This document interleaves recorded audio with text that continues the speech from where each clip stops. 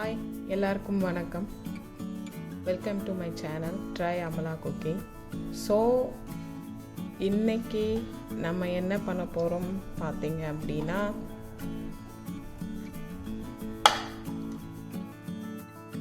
முள்ளங்கி சாம்பார். So முள்ளங்கி சாம்பார் நான் வந்து கொஞ்சம் கேரட் இருந்தது அதனால கட் பண்ணி வச்சிருக்கேன். அது ஒன்றும் இது பண்ணிக்காதீங்க. ஸோ முள்ளங்கியை வந்து ஒரு 1/2 கிலோ கிட்ட எடுத்திருக்கேன். அதை வந்து இந்த சைஸ்லேயாச்சும் கட் பண்ணிக்கோங்க, இல்லை பெருசாக இருந்துச்சுன்னா 2ஆக போட்டு கட் பண்ணிக்கோங்க, அது உங்களோட விருப்பம் தான். ஒரு வெங்காயம் வந்து எடுத்திருக்கேன், நீட்டு வாக்கில் கட் பண்ணியிருக்கேன். ஸோ சாம்பாருக்கு நீட்டு வாக்கில் கட் பண்ணுவாங்க, அதனால் நான் கட் பண்ணியிருக்கேன். கொத்தமல்லி அப்புறம் கொஞ்சம் கருவேப்பிலை எடுத்து வச்சுருக்கேன். அதுக்கு முன்னாடி வந்து பார்த்திங்கன்னா நான் குக்கரில் வந்து ஒரு 200 பருப்பு போட்டிருக்கேன். ஸோ போட்டு ஒரு கப் அளவுக்கு வச்சுக்கோங்களேன்.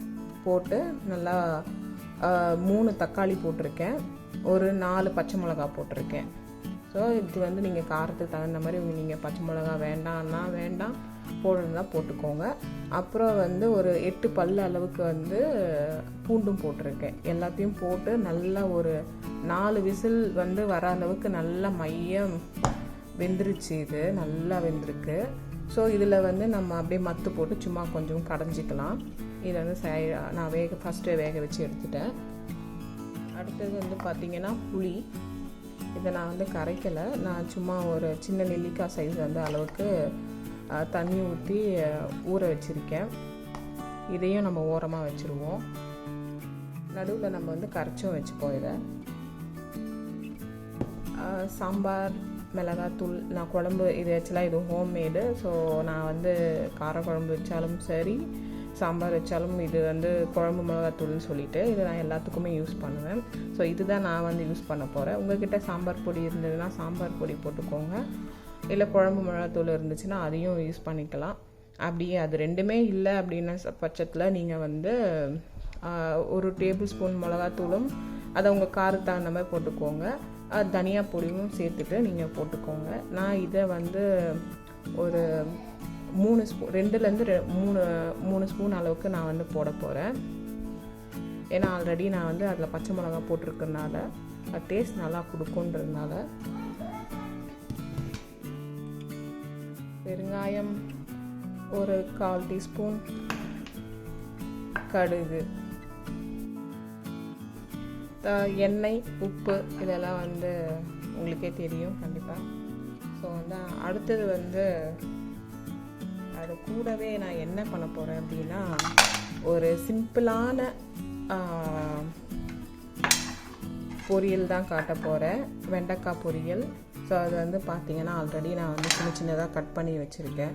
நீங்கள் நீட்டு வாக்கில் கட் பண்ணுறதா கூட கட் பண்ணிக்கலாம், உங்களுக்கு எந்த மாதிரி பிடிக்குமோ அந்த மாதிரி கட் பண்ணி வச்சுக்கோங்க. இதுவும் வந்து 1/2 கிலோ மேலே தான் இருக்கும். அதுக்கு நான் வந்து இதுக்கு வந்து என்னென்னா வெங்காயம் தக்காளி எதுவுமே போட போகிறது கிடையாது. வெறும் பெப்பர் அண்ட் பெப்பர் பவுடரும் அப்புறம் வந்துட்டு சீரகத்தூளும் வந்து போட்டு தான் நான் வந்துட்டு செய்ய போகிறேன். இது ரொம்ப சிம்பிள். கொஞ்சோண்டு உப்பு சேர்த்துக்குவோம், அவ்வளோதான். அதுக்கு எண்ணெய் கொஞ்சம் தேவைப்படும், அவ்வளோதான். இது ரொம்ப சிம்பிளாக இருக்கும், ஆனால் நல்லாயிருக்கும், டேஸ்டியாகவும் இருக்கும். சரி வாங்க நம்ம வந்து ஒரு லஞ்சை எப்படி ஈஸியாக செய்யலான்னு பார்க்கலாம்.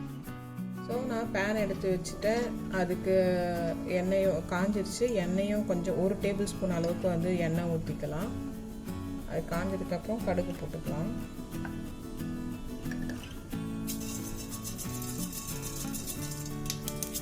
கடுகு வந்து ஒரு 1/2 டீஸ்பூன் அளவுக்கு போட்டுக்கோங்க.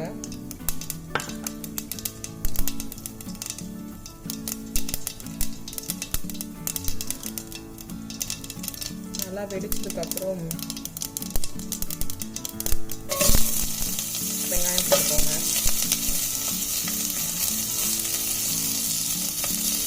நான் கருவேப்பிலையும் அப்படியே சேர்த்துக்கிறேன்.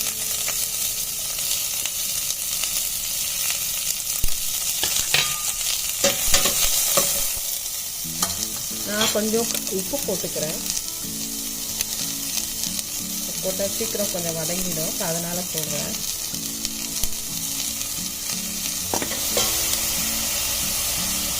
ரொம்ப வதங்கணும் ஒன்றும் அவசியம் இல்லை சாம்பாருக்கு, கொஞ்சமாக வதங்கினாலே போதும். ஸோ வந்து நான் முள்ளங்கியும் கொஞ்சோண்டு கேரட் இருந்து இல்லையா, ஸோ அதையும் போட்டுடுறேன். எல்லாமே சும்மா ரொம்ப வதங்கணும்னு அவசியம் இல்லை, ஏன்னா எப்படியும் நம்ம வேக வைக்க தான் போகிறோம். அதனால் வந்து கொஞ்சமாக வதக்கிக்கிட்டால் போதும். நான் வந்து அந்த மிளகாத்தூள் போட்டுக்கிறேன், நான் சொன்ன மிளகாத்தூள் இருக்கு இல்லையா, அது போட்டுக்கிறேன். நான் ஒரு 3 டீஸ்பூன் அளவுக்கு போட்டுக்கிறேன். ஸோ எனக்கு நாங்கள் கொஞ்சம் ஓரளவுக்கு கொஞ்சம் காரம் எடுத்துப்போம். ஸோ அதனால் வந்து நான் போட்டிருக்கேன் எனக்கு தேவையானதை. உங்களுக்கு எவ்வளோ வேணுமோ போட்டுக்கோங்க, உங்கள் காரத்துக்கு தகுந்த மாதிரி. இந்த இடத்துல நம்ம வந்து நான் ஆல்ரெடி மஞ்சத்தூள் வந்து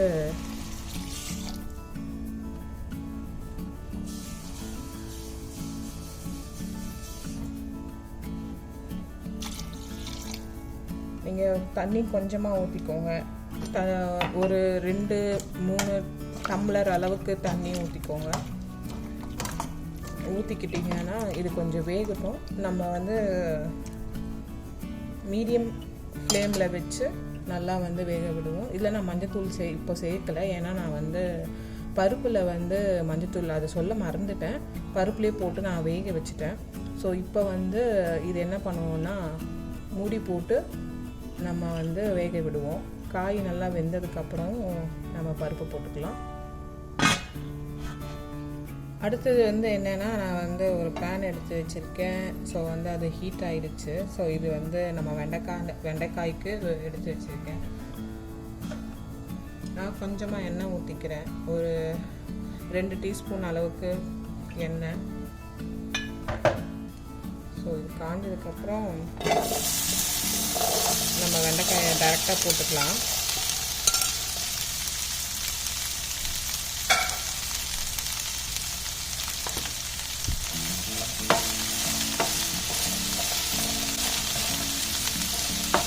ஆக்சுவலாக இதில் வந்து வழுவழுப்பு வரும் இல்லையா, ஸோ அந்த வழுவழுப்பு போகிற வரைக்கும் நம்ம வந்து வதக்கிட்டு இருக்கணும்.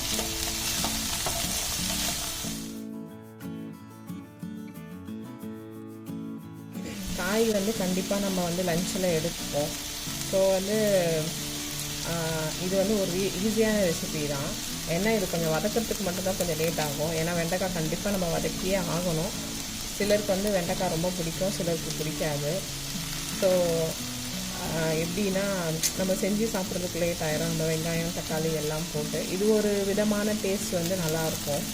இது வந்து ரொம்ப சிம்பிளாக இருக்கும், ரொம்ப டேஸ்டியாகவும் இருக்கும்.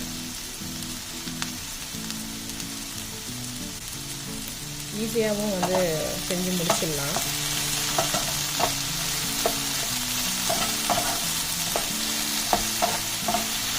இந்த வழுவழுப்பு போயிடுச்சு அப்படின்னாக்கா நம்மளுக்கு இது வந்து அந்த வழுவழுப்பு போகிறதுக்குள்ளே இது எப்படியும் வந்து வெந்திருக்கும், முக்கால்வாசி வெந்துடும். ஸோ அதுக்கப்புறம் நம்ம அந்த பெப்பர் அந்த இது போட்டு நம்ம ஒரு வதக்கிட்டோம்னா முடிஞ்சுது. நம்ம ஒரு லஞ்சை வந்து முடிஞ்ச அளவுக்கு எப்படி வந்து ஈஸியாக செய்ய முடியுமோ அந்த அளவுக்கு நம்ம வந்து ஈஸியாக வந்து ட்ரை பண்ணி செய்யலாம். ஸோ நான் வந்து இதெல்லாம் நான் எப்பவுமே வந்து மோஸ்ட்டாக வந்து பார்த்திங்கன்னா எனக்கு ஒரு 35 to 40 மினிட்ஸில் வந்து ஒரு லஞ்சை சமைச்சு முடிச்சிடணும் அப்படின்றத நான் எப்பவுமே வந்து இது பண்ணிப்பேன். ஸோ நான் இங்கே வந்து இது வச்சுருக்கேன். ஸோ வந்து இங்கே வந்து பார்த்திங்கன்னா ஒரு சைடில் வந்து சாதம் வச்சுருக்கேன். ஸோ நான் இங்கே வச்சு நான் ஒரு ஃபோன் வச்சு தான் எடுத்துகிட்ருக்கேன். ஸோ அதனால் வந்து இதை வந்து பார்த்திங்கன்னா இங்கே வந்து நான் மாற்றிட்டேன் இந்த ஸ்டவ்வுக்கு. ஸோ சாம்பார் வந்து பொரிச்சிட்ருக்கு. ஸோ இங்கே வந்து வெண்டைக்காய் வெந்துட்டுருக்கு, சரிங்களா. ஸோ வந்து இப்போ பார்த்திங்கன்னா நமக்கு அட் டைம் எல்லாமே வந்து முடிஞ்சிடும். அப்போ வந்து ஓகே, நீங்கள் வந்து 3 ஸ்டவ் வச்சுருக்கீங்க, அதனால் வந்து நீங்கள் ஈஸியாக சமைச்சிட்றீங்க ஒன்றுக்குள்ளே வச்சு. நாங்கள்லாம் 2 பர்னர் தான் வச்சுருக்கோம். ஸோ அப்படி அதெல்லாம் வந்து ஓகே. நீங்கள் வந்து நம்ம இது 2 பண்ணுறதுக்கு முன்னாடி நம்ம வந்து எது வந்து சீக்கிரமாக முன்னாடி இப்போ வந்து நம்ம பருப்பு கண்டிப்பாக வேக வைப்போம். கண்டிப்பாக வேக வச்சு எடுக்கணும். நம்ம வந்து அந்த டைமில் எல்லாத்தையும் வந்து செய்ய முடியாது. ஸோ பருப்பு வைக்கும்போது நீங்கள் வந்து என்ன பண்ணுவீங்க, சாதம் சைடில் வந்து வச்சுட்டிங்கன்னா அது சாதமும் பருப்பும் ஒன்றா வெந்து முடிஞ்சிருக்கும். அடுத்து வந்து நம்ம தாளிக்க வேண்டியதோ அப்படி இல்லை அப்படின்னாக்கா இந்த மாதிரி வேக வைக்க வேண்டியதோ இந்த மாதிரி வேக வச்சு நம்ம செஞ்சுக்கலாம். ஸோ எல்லாம் நம்ம செய்யலாம். ஆனால் ஒன்று, நம்ம சமைக்கும் போது வந்து நின்றுட்டோம்னா கண்டிப்பாக வந்து அந்த கிச்சனை விட்டு நம்ம வெளியே போயிடக்கூடாது. வெளியே மீன்ஸ் வந்து எப்படின்னா, நம்ம வந்து சரி அந்த டைமில் வேறு இருந்தால் வேலை, கண்டிப்பாக வந்து சமையல்கிட்ட மட்டும் சமையலை செஞ்சோன்னா சமையல்கிட்ட மட்டும்தான் இருக்கணும். அதை விட்டுட்டு வெளியே போயிட்டோம் அப்படின்னாக்கா நம்ம வந்து இதையும் செய்ய முடியாது அதையும் செய்ய முடியாது. ஸோ இதை சீக்கிரமாக எங்கள் சமைக்கும் போது மட்டும் கிச்சனையே சுற்றி நம்ம வந்து பாத்திரம் வேணால் கழுவிக்கலாம். இந்த வேலை சின்ன சின்ன வேலைகளை செஞ்சுக்கிட்டு அப்படியே நம்ம ஸ்டவ் கிட்ட தான் இருக்கணும். சமையலை முடிச்சுட்டு தான் நம்ம வந்து வெளியே போகணும் வேறு வேலை பார்க்க.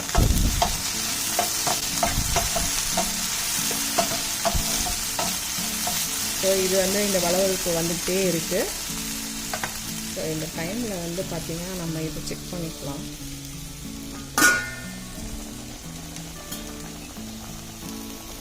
சாம்பார் நல்லா கொதிக்குது.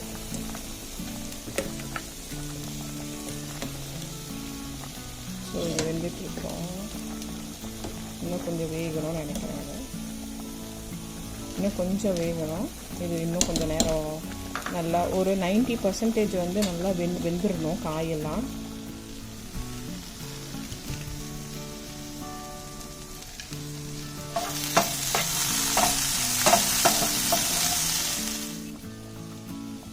ஸோ இது வந்து நல்லா கொதிக்குது.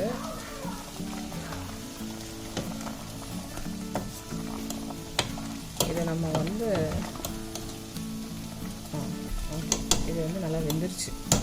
ஸோ இது அந்த இடத்துல வெந்துருச்சு. நான் வந்து பருப்பை ஊற்றிக்கிறேன். நான் ஆல்ரெடி அதை மசிச்சிட்டேன். ஸோ அதை ஊற்றிக்கிறேன் நான். ஸோ ஒரு சிலருக்கு வந்து கட்டியாக சாப்பிட பிடிக்கும், ஒரு சிலருக்கு வந்து சாம்பார் தண்ணியாக இருந்தால் தான் பிடிக்கும். ஸோ நாங்கள் வந்து கொஞ்சம் ரொம்ப தண்ணி இல்லாமல் ரொம்ப திக்கும் இல்லாமல் கொஞ்சம் மீடியமாக இருந்தால் எங்களுக்கு ஓகேவாக இருக்கும்.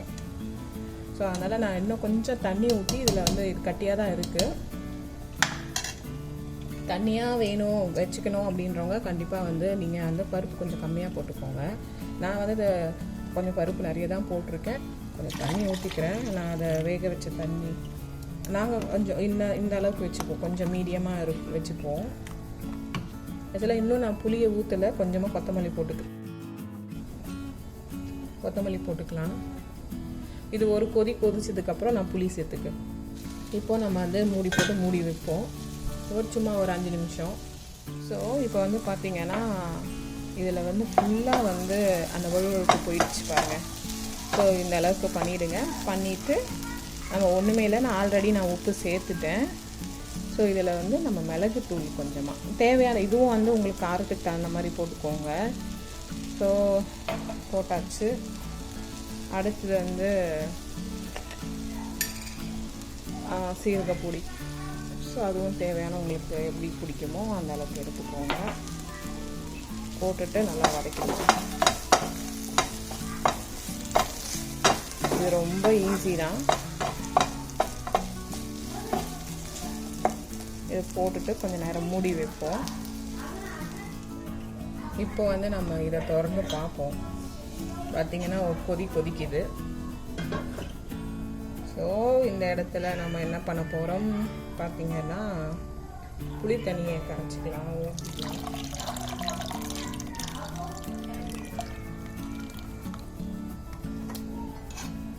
ஊற்றியாச்சு. ஸோ ஒரு கிண்டிடலாம். நான் வந்து சாம்பார் வந்து கொஞ்சம் நிறைய தான் வச்சுருக்கேன். ஏன்னா இது வந்து ஒரு வேளைக்கு சாப்பிட்றதா இருந்தால் இது எத்தனை பேருக்கு வரும் அப்படின்னா கண்டிப்பாக வந்து கண்டிப்பாக ஒரு 6லேருந்து 7-8 பேர் கூட சாப்பிட்லாம். தாராளமாக 7-8 பேர் சாப்பிட்லாம் ஒரு வேளைக்கு. நான் சொல்கிறது, நான் இது வந்து 3 வேளைக்கு, அதை நான் சொன்னேன் இல்லையா, நான் இது 3 வேளைக்கு வச்சுப்பேன். ஸோ அதனால தான் நான் நிறைய வச்சேன். உங்களுக்கு எவ்வளோ தேவையோ அந்த மாதிரி நீங்கள் வச்சுக்கோங்க. புளி ஊற்றியாச்சு. ஸோ கொஞ்சமாக நம்ம வந்து மறுபடியும் ஒரு கொத்தமல்லி போட்டுக்கலாம். இது நல்லா ஒரு கொதிச்ச உடனே ஆஃப் பண்ணிடலாம். அவ்வளோதான், முடிஞ்சுது. ஸோ இதில் நான் வந்து கொஞ்ச நேரம் மூடி வச்சு இது பண்ணேன், ஒரு 2 minutes வந்து. ஸோ இது வந்து பெப்பர் போட்டு சீரகம் போட்டது.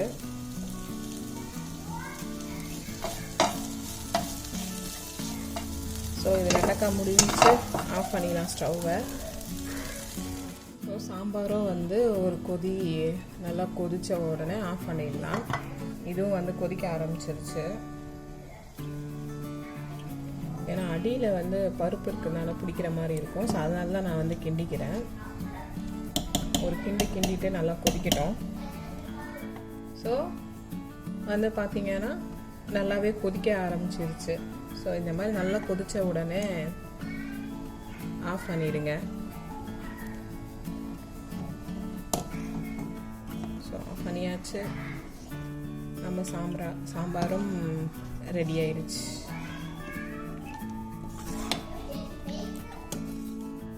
ஸோ நம்மளோட ஈஸி ஹெல்த்தி லன்ச் வந்து ரெடி ஆயிடுச்சு. ஸோ வந்து இதுதான் இன்னையோட லன்ச் எங்களோடது. ஸோ உங்களுக்கு கண்டிப்பாக பிடிக்கும்னு நினைக்கிறேன். ட்ரை பண்ணி பாருங்கள். நல்லா இருந்ததுன்னா கண்டிப்பாக வந்து கமெண்ட் பண்ணிவிடுங்க. மறக்காமல் சப்ஸ்கிரைபும் பண்ணிவிடுங்க. தேங்க்யூ.